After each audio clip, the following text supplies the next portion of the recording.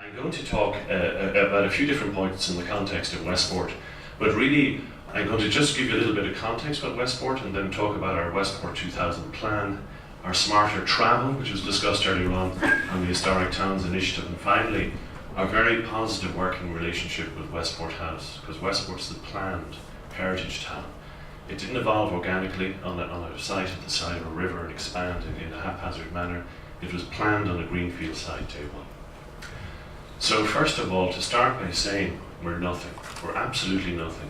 We're a small, insignificant town, quite a small island, off a slightly larger island, despite what our neighbours may think, of an ever-expanding Europe. And Europe, especially since the new states have come into the EU, is expanding eastward. Grant aid and those things which small towns in the west of Ireland depended on for supplementing their income is disappearing all the time. So as Bono was saying in the song, we're running to stand still. So Westport's economy depends on what we call the two T's, technology and tourism. We're very fortunate to have a large American multinational in town that employs 1,000 people. And we have a factory there that's the exclusive supplier of Botox to the planet. Do you know what Botox is? Well, it's 100% Irish. If you're an actor in Hollywood in California, or you're on the West End, or even the East End in London, your Botox is guaranteed Irish. So that's why we're always smiling in Westport. But it gives a good job base in the town. And our other big economy is tourism. We have 5,500 people, but in the peak summer months it can go up to about 12,500. So we have to deal with that swing, which is quite a difficult thing to deal with in terms of managing a town as well during the summer months. And of course, that peak in the summer months, as time goes on, we're getting more refined at it, it's expanding. The shoulder's expanding all year, and ultimately it'll ring right around the entire year. Tourism is very important to us, especially spiritual tourism. We live in the shadow of Croagh Patrick, Ireland's holy mountain, where Patrick emulated the life of Christ for 40 days. He emulated fasting of Christ for 40 days on the summit of the mountain. And it's visited every day. There's not a day in the year where droves of people aren't going up and down the mountain. At the bottom we have the National Famine Memorial. So it gives you a little bit of context of where the town is on the west coast looking out into Clew Bay. Westport, as I said, is not a town that evolved organically on the side of a river in a haphazard manner. It was planned day one on a greenfield site, and was planned by the Altaments of the Brown family that still live in the house today. It's the last big great Anglo-Irish house on the west coast of Ireland that still have the original family that built the house still living in it today, the Brown family. And there's Westport House. It's a very important component in the town's vibrancy. An aerial shot of the town, we have the historic town core, which is about 3 kilometres inland, and we have a second urban centre, the harbour, right down at the quay. And in the centre we have Westport House and its domain. And really what's happened over the Celtic Tiger period, there's almost a conurbation of the two urban centres amalgamating in a horseshoe shape around the house and its domain itself. And there's the Atlantic Ocean. So Westport is essentially two towns connected by a greenway actually. This is the historic town core, the main civic space here, the Octagon of St. Patrick on top. And you can see the river in its natural form, organically meandering through the townscape. But what the Altaments did, they canalised the river. They essentially rerouted the river, straightened its edges, and created two lakes with an inflow and an overflow at the far end, making a very nice civic gesture where all the merchant princes traditionally lived in the residential along both sides. And the whole town is a sequence of architectural statements which interlink with each other and ultimately lead you up to the front steps of Westport House, starting there on the river where you come down, I suppose historically in your horse and cart, on the visual axis with the gates of the house. You meander through the front lawn and you get glimpses of the house through the copses of wood, across the lake, and right up to the front door. So the whole was planned as a sequence of architectural spaces. And we have the historic town core. Our second urban centre is the Quay area, which was developed extensively over the Celtic Tiger period. And this Celtic Tiger development was accelerated by Section 23 tax designation. So we had a lot of very potent things happening there to give us a very strong economic engine that we have to harness very strong, in a very strong way during that period. If we go back to 1842, William Makepeace Thackeray visited, and he said it was one of the most beautiful views he'd ever seen in the world. It forms an event in one's life to have seen that place so beautiful that it is, and so unlike other beauties that I know. And we know from history William did know his beauties. But however, 150 years later, we were pretty much down in the doldrums again. And this is Westport, really in late 80s, early 90s. And this is not in our grandfathers or great-grandfathers' time. This is within living memory. And really, we were completely underperforming. In those days, in the tidy towns, we never thought we could touch the Cloak or Killarney success. Now, not to mind try and catch up with them. So we really were way behind back in the 80s. And we just weren't realising our potential. So it all, I suppose, started to change for us around just before the turn of the millennium. We decided to mark the millennium by commissioning a plan for Westport, not a development plan or a statutory plan, but what is would have been the forerunner of what we'd call today a village design statement.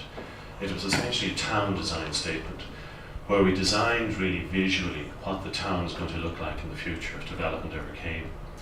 And we picked out all the brownfield sites in the backlands and designed new streetscapes for them and what they should be like, and really trying to counteract the expansion of it into the green countryside and the periphery, and kind of reimagine the brownfield areas in the centre. So it was really a town or a village design statement, and it not only looked down to the big things like new streets and plazas, but right down to the small things like what type of signage you should have, what type of street furniture you should have in the streetscape. So we had this, we commissioned it, we felt it would be a great gift for the future of the town. We didn't know the Celtic Tiger was coming, and by God it had come over the hill for us. And so we put Westport 2000 on the back of the Tiger like a saddle, and we rode it. And along with the Celtic Tiger, we had Section 23 tax designation for Westport, so holiday accommodation could be built, and the purchase of that could be advantageous for tax back. So we had a very potent economic engine during that time period. So it was our big plan at Westport 2000. The important thing, it wasn't statutory. It ignored land ownership. We just purely looked at what was right for the town. So I was looking at the very big things like new streets, down to the tiny things, what sort of trees we should be planting, what sort of bins and tree guards and street furniture and sets should we be using. So it went from the very vast to the very small. So we had it commissioned, and we decided, gosh, what's the first thing we'll do from Westport 2000? We decided, because we didn't have a lot of confidence at that stage, that we'd start with signage. So this was signage in Westport, about 15, 16 years ago. It was really growing out of the hedgerow like an invasive species of plant, Every junction had unnecessary commercial advance warning signage. And so we decided, we had a lot of consultations with the stakeholders in the hotels, and over a year or so we introduced this new policy really where, in fact, sorry, I just thought I'd throw that in.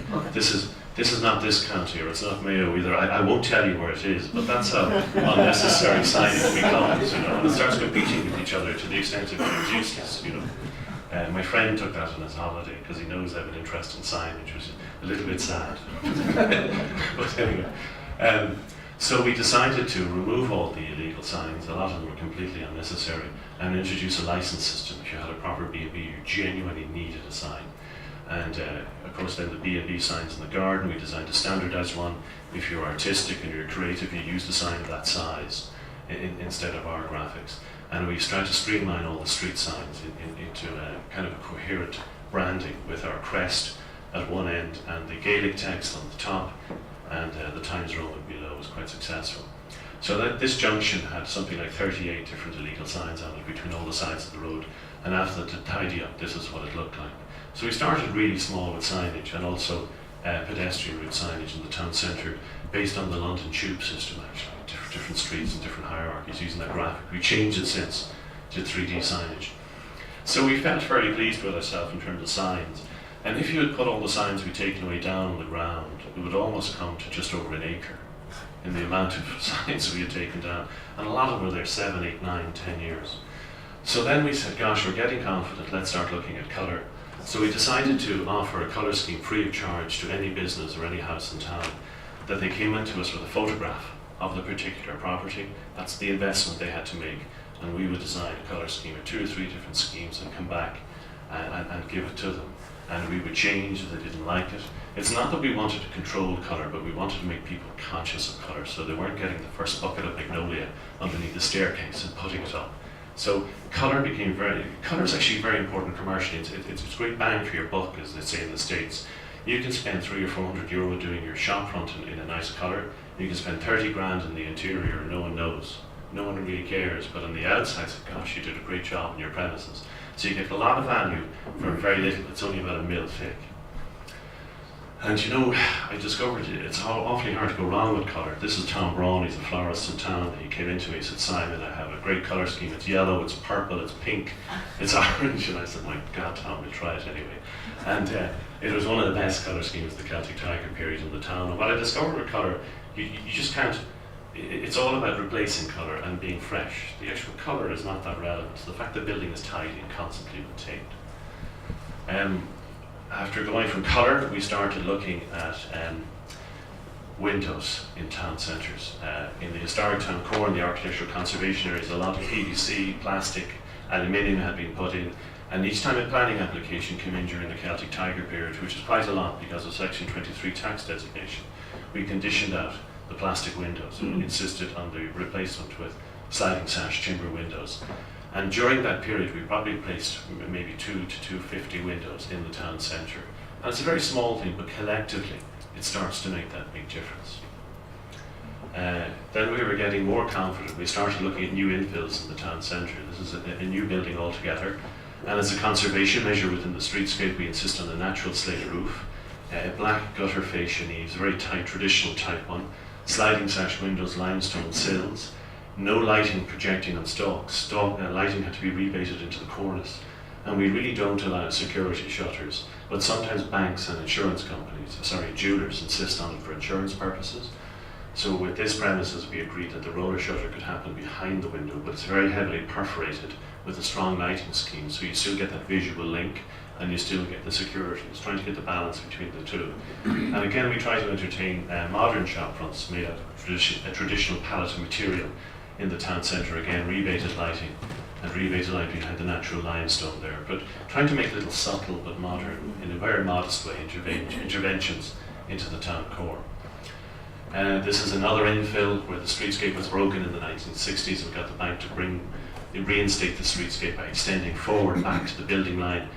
Banks have a great tradition in the Edwardian times of making great contributions of buildings in rural Irish towns, and as a gesture towards that, quite often those banks in Edwardian times would have a limestone base, so we insisted on a limestone base here, but a very simple plain limestone base gesturing to that history, sliding sash windows, a traditional vertical fenestration pattern in the windows, the natural slate roof, and all those ingredients that we were repeating with each application coming in to get that consistency again in the streetscape. We were also looking at our old buildings. This was an old brewery in town. It was 4 walls, completely empty interior, no roof, right down to the ground. There's a carpenter in town. He came in, we encouraged him to put his workshop on the ground floor. He has offices he rents on the middle floor, so he's an income. And on the upper floor he has what he calls his New York style apartment with a double height space and the glazing in front. But that mixed use of people not retreating to the suburbs and the town dying in the evening, for people moving out to the suburbs for their houses, living in the town centre, living above where you work below, and having a little bit of income as well. That mixed use, which is so important for the 24-hour vibrancy within the town core. We had a cinema in Westport in the 40s, the 50s and 60s, and it disappeared with the advent of video and the changing of, entertainment for people. We encouraged in the 90s, in the early noughties, 2 cinema suppliers. There's only 2 in Ireland wanted to come back into town, and we had a competition between them. And we were leasing a site as a local authority. We didn't want a huge rent on it, but the criteria for the competition between the 2 companies was the quality of the design of the building, as opposed to the finances they were giving. And this was the company that won it. We really wanted our cinema to be right in the town centre in a brownfield site in the backlands. Most cinemas in Ireland are a metal box, half a mile outside the town, surrounded by a sea of tarmac, 300 car parking spaces. We wanted to be able to walk to our cinema right in the town centre, giving it vibrancy. And that this was quite successful for about 4 or 5 years, but then unfortunately it closed. But we hope to, we're currently negotiating to try and get it open again. But again, very, very important to have it located right in the town core. Its weakness was it was 3 screen, and they don't get the variety of films that an 8 or 9 screen cinema gets. But we're working on it to get it going again. During the Celtic Tiger, some developers were very big. We had to expand on the periphery of the town, just on the very edge, and new greenfield sites. This was a typical Celtic Tiger scheme where you have the obligatory creche on the corner. But what we did with this scheme, we took the principle of an old Georgian square, very loosely speaking, where we reduced the size of the back gardens, and we put the space we saved there into a collective green space in the centre of the development. So it had its own sense of identity. And in terms of all the housing types within it, we made sure it went from 2 to 3 to 4 bedroom to 5 bedroom residential units. So you encourage multi-generational occupation. Normally with suburban suburbs, they're all 3 and 4 bedroomed houses, and you get newlyweds right across the band. But here, you can have young people, people with large families, smaller families, retired people. So you have that multi-generational occupation which emulates a town. And we have the small shop here in the corner, a small office and retail units again, so people can work locally and come back in and out of the shop. This is right on the edge of the urban centre of Westport. And only half of the scheme got built, the left-hand section of it, but the right now is starting in sight because things are picking up again, but we hope to have it finished very soon. But a really positive contribution to the residential aspect of the urban town core. With Westport Plan 2000, I showed you the aerial shot earlier on. You can see all these backland areas which were derelict. There was dairies in them. There was essentially unused land just waiting to start making a positive contribution to the town centre, if only they could be unlocked. So this is why we had done all these sketches. And this is what we were proposing just before the Celtic Tiger, and this is the reality of it, what happened. 15 years ago, you could only walk on the main streets in Westport. You couldn't permeate through all the snipperways and the routeways and the backlands because they were blocked up in the 40s, the 50s and the 60s. But through granting slightly higher densities to developers, and we got all these red arrows are new streets and routeways right through the town centre, but they're all pedestrian. So you have all this pedestrian permeability running back and through the town core, and where we got the laneways in, we got residential on the upper floors, bringing people back into the town centre, and much more commercial. We bought all the areas that are in blue, and for the short to medium term they're car parking, but in the long term there'll be more streetscapes in the future. We're trying to get all our car parking in the backlands, so our historic public realms, we can start reducing the amount of car parking spaces in there and increasing the quality of experience for those in the town centre and making us a desirable destination. This is one of those streets, pedestrian only. We didn't let cars into it at all. You have commercial on the ground floor, 100% density coverage in residential on the upper floors, which is not 100% because you have a lot of roof gardens on top to try and give a quality of life to those who live in the urban centre, trying to get green spaces on the upper floors. And again, if you've no cars, look at people spilling out. You have passive surveillance by people living upstairs, less antisocial behaviour because people are looking down, naturally looking out their window and policing the streetscape. So we've got a lot of new civic subspaces. That's an architect term for a courtyard. A lot of my time, our time in the office, the team I should say, because I'm just part of a team, is spent really 95% of our time is spent talking, 5% is designing, but this is a typical of some of our smarter travel works. This is the optic in the main civic space in the town. This is before. I spend a lot of my time explaining to people that it will be okay. So we spent 5% for time in design, 95% in consultation and talking to people. We try to put in quality materials, natural limestone, nice sets, and we're just trying to convince them that it will actually be okay. So you're going from this to this and to this, to try and keep people on board. And people must have confidence in their local authority for them to work as a collective whole in the town. And this is cars is it's been very controversial right through. This is a little, this is on the optic, and here we have a Georgian house with Victorian alterations. Before the scheme there was 2 car parking spaces there blocking the view of that house. If we take out 2 car parking spaces where you should do in the precious public realm, you get a breathing space for people to walk on. You get a disabled access ramp. You get space for a light standard. You underground your overhead wires and you get a view of this building. And collectively, if you start doing this in small increments to the town, you start increasing the quality of your public ground space. Get your cars in the backlands. We do need cars, but you got to put them in the right place. And slowly, you start making a change. planting, holistically looking at all different aspects. This is the way we used to plant in Westport, and traditional monoblock, Victorian style, single colour planting, and we were very proud. And when you win the national tidy towns, the Department of Environment sends you on this circuit around Europe, and where you compete against the other national winners. And we ended up talking to people from the Mayo in France, and they have a big gardening section, a horticultural department, and I was there and I showed them the picture and I said, "Do you like our planting? We're very proud of it." And the guy looked at it, the French guy said, "No, I do not like it at all, you know." And I said, "Gosh, what's wrong with it?" And he said, "We'll come to Westport in next year and we'll plant for you and see do you like it." We said, "Fine." It was great. We were in the pub having a few coffees, and so we arrived in the springtime with the van and all the bulbs, and gosh, sorry, hold on, I've killed a punchline there. He arrived and we planted all the bulbs, and we didn't think much about it. We gave him a few Irish whiskies and he went back, and then the plants started growing out of the ground. We said, "My God, this is amazing." So we got back on the phone and said, "Well, thanks very much. Will you come back again?" So they came back for another 2 years to teach our gardeners how to plant in this manner. There's stuff like wild daisies, decorative cabbage, sugar beet, things you'd never think of putting in for planting. And you could spend 2,000 or 3,000 on planting. Everything is fantastic. You could spend $500,000 on a road and no one cares. You know, so you get a lot of bang for your buck in terms of planting in the town centre. And this is it again. You know, such positive feedback we got for it.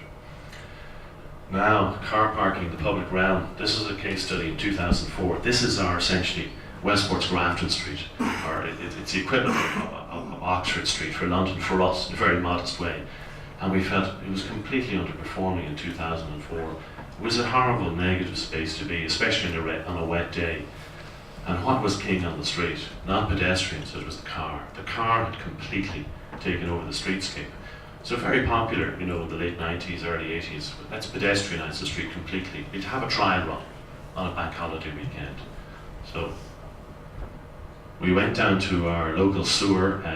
Our sewer plant was being constructed at the time. We borrowed these sewer pipes. We painted them North Italian terracotta red, flipped them on their side and put them on forklift pallets. And at 6 in the morning, we whizzed them out onto the streetscape.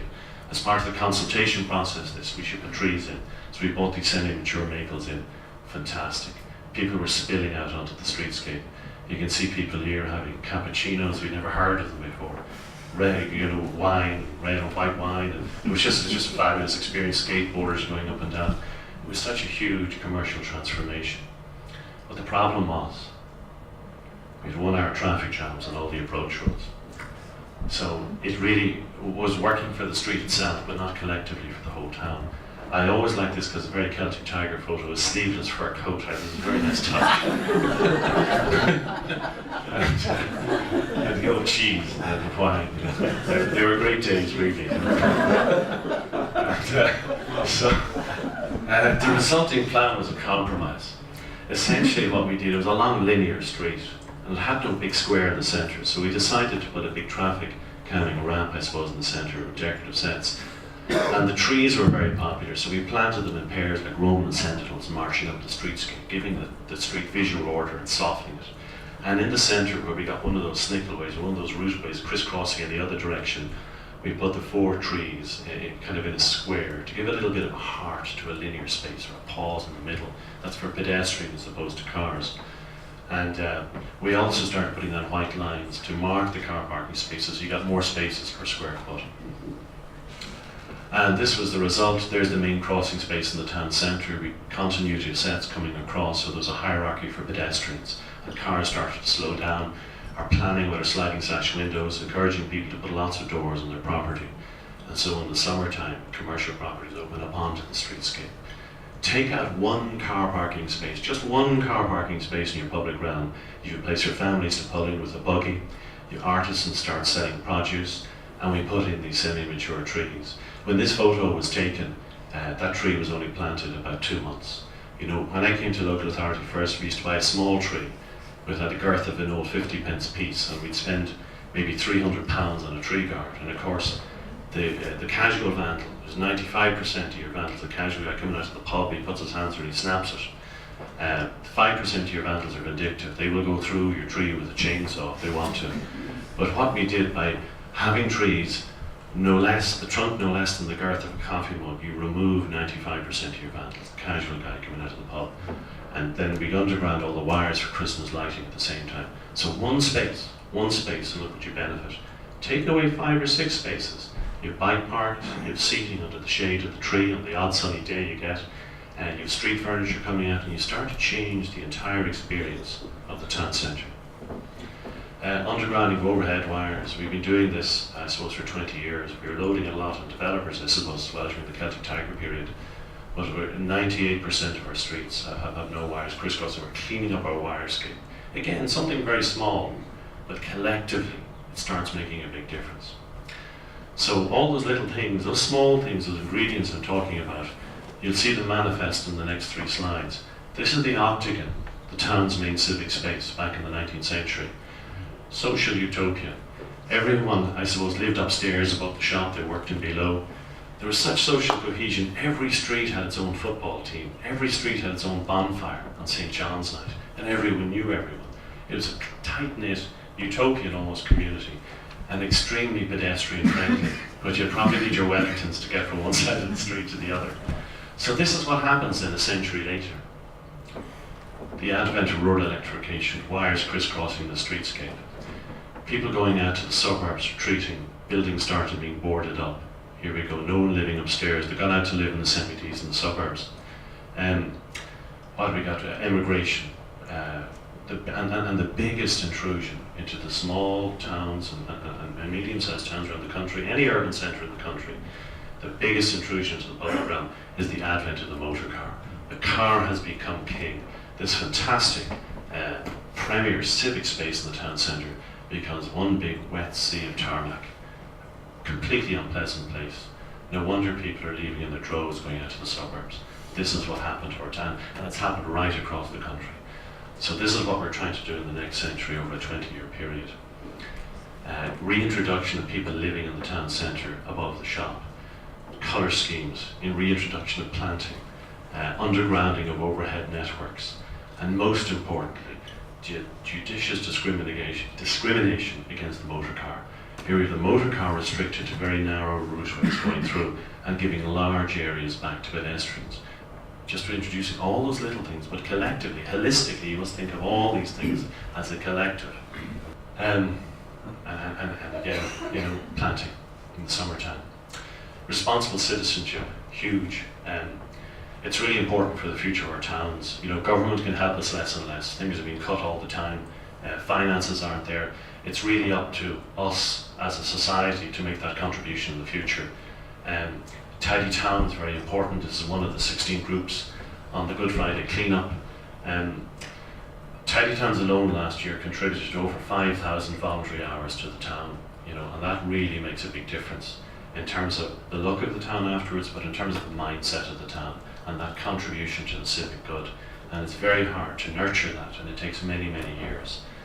But it's been a very positive journey for us. So the other sections are much shorter, you'll be glad to know. So another scheme we got involved in recently was the Smarter Travel designation. For years, the Department of Transport, I suppose, not only in Ireland but in Britain and all over Europe, are building more and more roads and more. What they've discovered after decades of building roads and motorways, more and more cars are coming out. It doesn't solve the problem, it just encourages more cars out onto the roads. And there's a small unit within the Department of Transport in Dublin who are looking at, instead of financing roads, they have a small budget to finance people using alternative to roads, i.e. car sharing, or bicycles, public transport, or even car sharing. And to that extent, they launched a competition, a competitive process that towns could pitch for funding for smarter travel. And Westport entered into that with about 42, I think, different urban centres around the country. And we were shortlisted, and ultimately we won, but we did the bid in-house, along with Dungarvan here, and also in Limerick. And smarter travel, that's what it's essentially about. Getting out of your car, walking, cycling, using public transport or car sharing. It's all about modal shift. And what we've been doing with our smarter travel win over the last 5 years, we're building a secondary transportation route right throughout the town, connecting, when we're finished, 95% of the residential areas with greenways, independently of the road. So if you have a child, and the child wants to visit the neighbour housing estate or wherever, they can go independently of the road system safely by themselves. So this whole network of connectivity has started, and we're about 60% of the way there at the moment. And one of the biggest aspects of that is the greenway, which is the old railway line that links the two urban centres of the town, and it's 3 kilometres long, linking the quay with the town core, and it's 9 different spurs linking 60% of the residential areas. Kids in the Quay school, which is on the greenway, before it was built, 1% of them were cycling. It's up to 15 to 20% now. So it's been very positive. You'll never get 70, 80, 100% because people come in from rural Ireland to schools. But we encourage parents to drop the kids off in the periphery of the town at the greenway and then let the kids walk the rest of the way in. It's been a real positive experience in terms of cycling. In the town centre, we're trying to slow traffic down with shared surfaces and junction treatments. Again, in the town centre there, some of the work's been carried out laying the sets. This was one of our Smarter Travel promotional things. It's a bike stand, but we did it in the design of a bike and bent the stainless steel. They're quite expensive each unit, but we got great value out of them on Facebook and Twitter with stags coming out of the pub and there's 15 guys sitting on this bike, and it travels around tremendously in terms of publicity, so we've actually got quite a bit of value out of them. We're putting a lot of bike shelters around the town centre, and we're also using bike lockers so people feel safe with bringing their expensive bikes into town and they'll actually make that journey instead of cars. A friend of mine went to an American talk there, an American guy gave a lecture in Ireland there recently on smarter travel. And this is really shows you, the benefit of smarter travel. All these people can come in a bus, or they can come like this.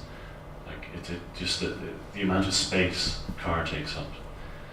This is a great one. This is the space needed for a car with one person in town. You have all these cars in your town. You think you're busy. You think you're in business. You think your town is packed and raw shopping. Look how many people you really have in your town. And look at all the space they take up. That could be public ground space. You go back, that to that. You think you're very busy. You're not really. You don't have a lot of people in town. This year, part of our Smarter Travel financing, our grant aid we got, we've tried to do a lot of public realm works down at the quay. It was all built during the Celtic Tiger period. There's kind of 4 and 5 story residential accommodation running out, looking out of the ocean on the right hand side. The pavement was between 4 and 3 foot wide. It was very tight, and the road was pretty unattractive. So what we decided to do is take a strip of 4 metres from this green area and transport it across the road and give it to hard landscaping on the other side. So you don't have this kind of mean public ground space. So you go from this width to this width here, and you start moving your road and your traffic across. So we took the green from one side and flipped it across to here. And instead of this sort of mean tight space, you get this big public ground space. And there's the traffic, there's a pedestrian crossings going in at the same time to slow the traffic down. And then again, taking out car parking spaces, there's 4 or 5 of these crossings. And you can see people, it wasn't finished at this time, people start spilling out and start using it, seating in chairs, and summer it was very busy. We had our opening there a little while ago. This is Minister Ring doing the opening there, and it was a great day, fire eaters. We were on fire that day. But that's it there. It was, it's important not to introduce huge changes to town centres all at one go, but we did it in this instance. But you can see the width of the path running right along there and the crossings, and you can see it's right beside the ocean. And the town always played, the quay always played second fiddle to the town. But in the context of the introduction of this, it's now a destination itself, and it gives the town another offer because of that upgrade of the public ground space. And most of our Smarter Travel stuff is 2D, it's greenways, it's public ground spaces. This is the only 3D element of it. We're going to build a Smarter Travel pavilion next year, and it's essentially, it's a centre of information for all types of transport except the car. You can lock your bike there. There's lockers for tourists coming in if they want to put the bike there and put their gear in the lockers. If you work in town and your work has no shower or toilet, you can shower and toilet here and then go into work. So it encourages people to use the bike all the time. And the Great Western Greenway, just briefly, it's a new greenway we've built between Achill Island and Westport. It's 45 kilometres long. It's been a huge success for us. It has 175,000 users annually bring them into the county. It means 90 plus local jobs to the economy, and it also brings in 7.2 million per annum. Like can see your greenway going to Clonmel. You know, it's been such a big success for us. I can see you going down the same road, really. And ultimately, they're becoming popular in so many counties around the country that in 20 years' time, you'll probably be able to cycle from Mayo down to Tipperary. I said that at Belfast 2 weeks ago. It's been very successful. It's published in the New York Times, and someone said it was the 3 favourite journeys of the bike in the world. So we were awfully pleased. We said we better make it into a slide. This is one of 9 new bike shops along the Greenway. Just shows you the impact it has. And this was mentioned earlier on. There's a lot of spin-offs to the Greenway. This is local artisan producers that produce honey, meat, bags, jams, and they've got together with the Greenway gourmet people. So many things come out of this. The multiplier effect is huge. And we're also trying to push the town as a national outdoor adventure destination. In fact, tomorrow we have our Sea to Summit. There's 3,000 participants tomorrow coming to town for these sort of adventure races. But they're really good because for every participant, they bring 2 support crew. So in terms of multipliers for the bedrooms, they're excellent. So we've been trying to push that in a big way for the last few years, and it's really coming through for us. And another little spin-off here, this is the Tidy Towns. They won the national 3 times. You get 20 grand each time. They multiplied it to 30, kept it like their communion money. Went to Leader, they multiplied it to 180, and we gave them 100. And we have a new skate park. This is it being installed. And this is it on opening day. And again, all the kids in the various housing estate residential areas come down the Greenway and in here. And the guards have said since the skate park is opened, there's less antisocial behaviour, you know, because kids are down instead of expiring themselves in residential areas, they're down on skateboards and active and expending their energy there instead. And there's travelling smart for you now, no safety helmet. And we put a little outdoor fitness gym there last year to complement it. So greenways are huge multipliers in terms of their potential in the future. And the Historic Towns Initiative, very quickly, we're working with the department in Dublin, also Heritage Council in Kilkenny. It was an initiative created by Minister Deenahan and followed through by Minister Humphreys. We got the Georgian Society down, and we had a very good conference in Westport House there in October 2013. Sculpture is very important for us.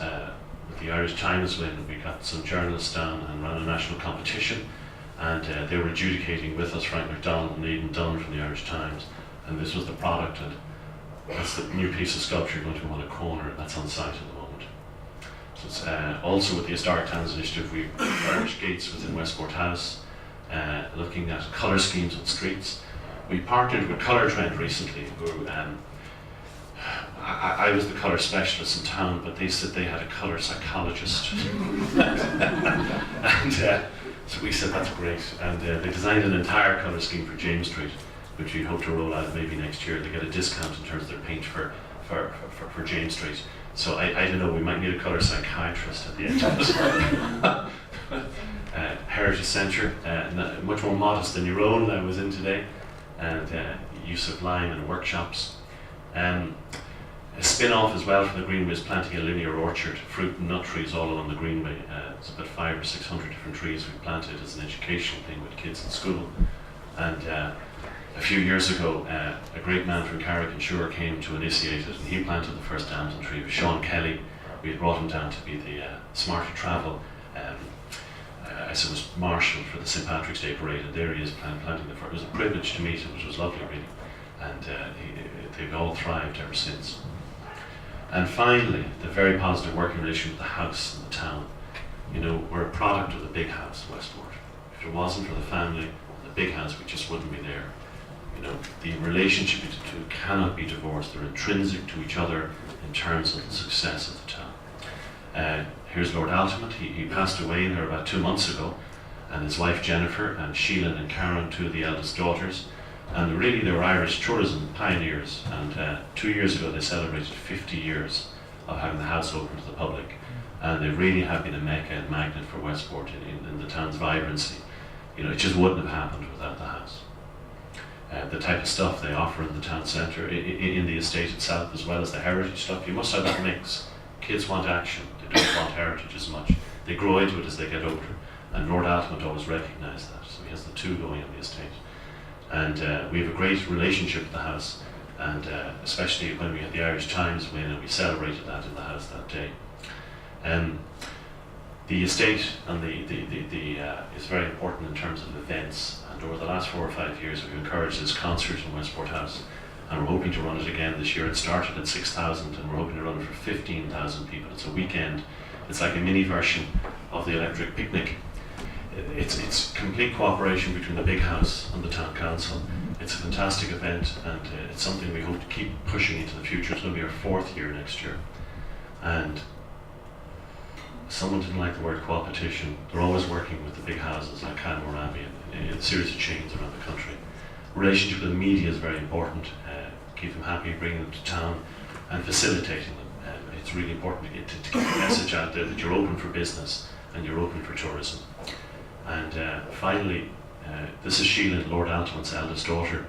And back in the 1950s, the town council, when nationalism was at its height, purchased the front lawn of Westport House in a compulsory manner, much to the objection of the Altamonts.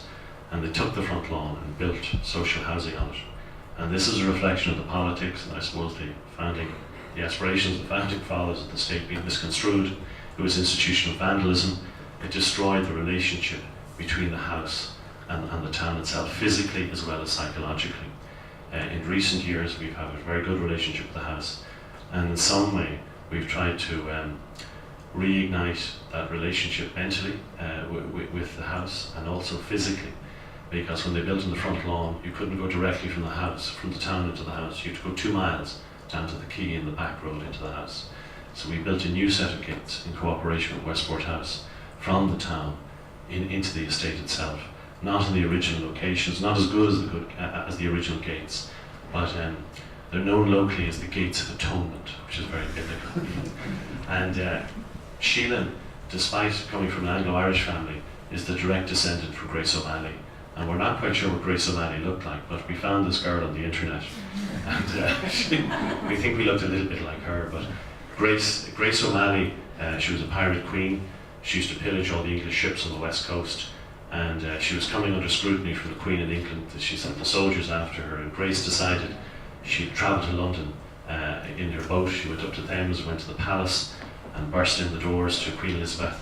And one of the courtiers came up to Grace and said, "You didn't bow, you must bow to the Queen." And Grace said to the courtier, "Royalty doesn't bow to royalty."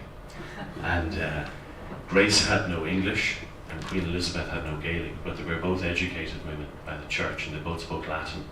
And they got on like a house on fire. And Grace had the protectorate of Elizabeth for the rest of her life, which was a nice story. So she continued plundering, and it was a big success. And there are the gates under construction.